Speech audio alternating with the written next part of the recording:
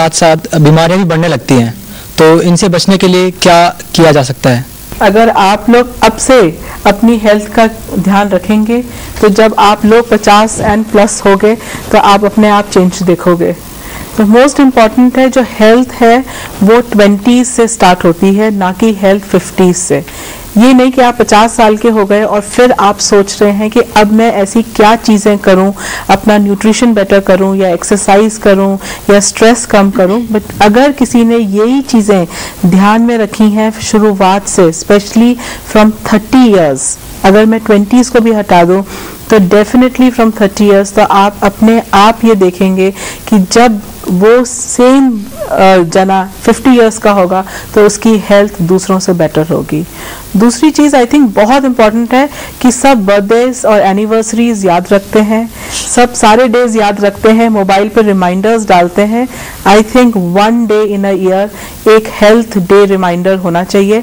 और मैं बहुत से लोगों को जानती हूँ जिन्होंने 1 जनवरी अपना एक मोटो रखा है कि 31 दिसंबर पार्टी करेंगे और 1 जनवरी हॉस्पिटल जाके अपने एक रूटीन टेस्ट करेंगे। जो 35 इयर्स के एंड अबव एज पे सालाना एक बार भी अगर हो एक रूटीन चेकअप, तो आई थिंक बहुत सी बीमारियों से हम बच सकते हैं। ये तो आपकी आखिरी राय में शामिल हो गया, बिल्कुल आपने जो कहा। शिखा जी, आप क्या कहना चाहेंगे आखिर में कि विदाउट स्ट्रेस, पूरी खूबसूरती के साथ, पूरी खुशियों के साथ, उम्र को बढ़ने से तो हम नहीं रोक सकते, लेकिन उस उम्र के साथ कैसे बहुत खूबसूरती के साथ आगे की जिंदगी का सफर जिया जा सकता है? सी आई वुड से कि मोस्ट इम्पॉर्टेंट थिंग इज कि जो भी हमें एक्शन करना चाहिए वो, या जो भी प्लानिंग करनी चाहिए वो आज, मतलब keeping your now in mind. जैसे मैंने कहा, पास्ट और फ्यूचर में ना रह के नाउ में रहना चाहिए। उसके बेसिस पे पहले हमें देखना चाहिए कि हमारा जो खाना पीना है उसको हम कितना सुधार सकते हैं। 100% तो नहीं चेंज हो सकता, 10%, 15% धीरे धीरे करके इम्प्रूवमेंट लाएं। उसी तरह से जो भी आप अपना एक्सरसाइज पैटर्न है उसको डेवलप करें, धीरे धीरे डेवलप करें। माइंड को अपना स्ट्रेंथन करें। You can develop your mind bye like reading good books because they're like friends. Also try to have good company of positive people, because जो नेगेटिव बात करते हैं वो कभी भी आपको पॉजिटिव नहीं बना सकते। तो you have to make sure and identify that अपने को नेगेटिव लोगों से दूर रखें, उनके साथ ज्यादा समय ना बिताएं। End of course most important thing is execution. I think somewhere we lack execution. Discussions, debates, thought processes, विचार विमर्श, उसके बाद एग्जीक्यूशन में कमी रह जाती है। एग्जीक्यूट करें, जो भी करें उसको एक्चुअलिटी में लेके आए। बहुत अच्छी बात। भारती जी क्या कहेंगे? देखिए, कोई बुढ़ा होना नहीं चाहता, और अपने आप को यंग रखने के लिए एक तो ये कि बहुत लोग बहुत डरते हैं कि लेज़र ट्रीटमेंट ख़राब है या ये ट्रीटमेंट ख़राब है। लेज़र से तो खासकर पे लोग डरते हैं। अगर ज़रूरत हो, पहले तो बात मैं चाहती हूँ कि शुरू से यंग रहने के लिए अपनी स्किन केयर करें, हेल्थ की केयर करें और खाने का ध्यान रखें। ये तीनों चीज़ें इंटर रिलेटेड है, तभी खूबसूरत रह सकते हैं। अपने विचार पॉजिटिव रखें ताकि इंटरनली एक्सटर्नली आप सुंदर रह सकें, और शुरू से केयर करना शुरू करेंगे तो आप यंग रह सकेंगे।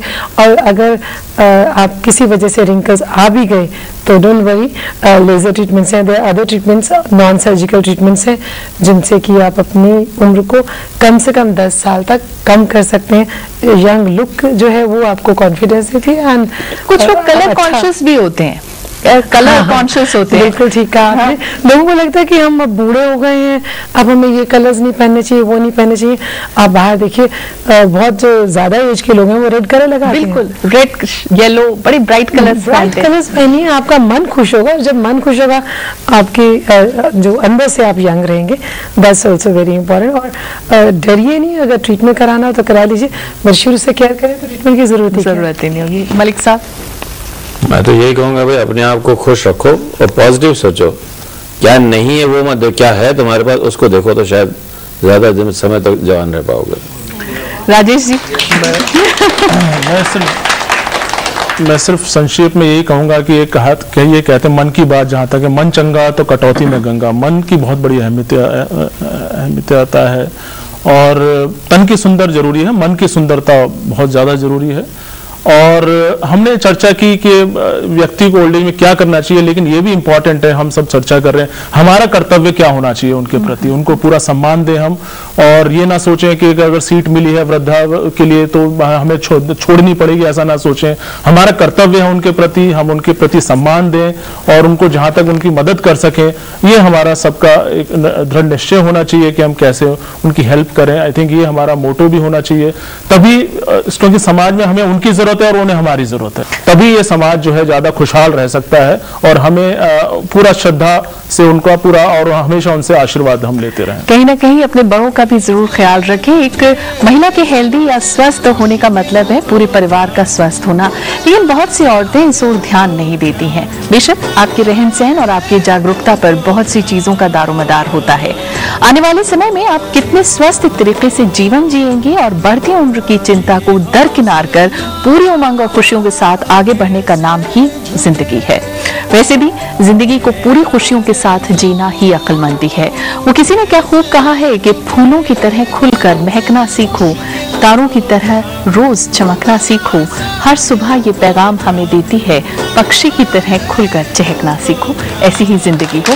मैं अपने सभी पैनलिस्ट का बहुत बहुत शुक्रिया अदा करती हूँ कि वो यहाँ आए और एक बहुत ही अच्छे विषय में चर्चा का हिस्सा बने। आपका बहुत बहुत शुक्रिया।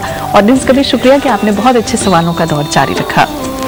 आप भी आ सकते हैं अस्मिता में, कीजिए हमें ईमेल। हमारा ईमेल आईडी है asmita.lstv@gmail.com। और इसी के साथ मैं समीना अस्मिता की पूरी टीम के साथ आपसे लेती हूँ इजाजत। फिर मिलेंगे एक और नए विषय के साथ, तब तक के लिए नमस्कार।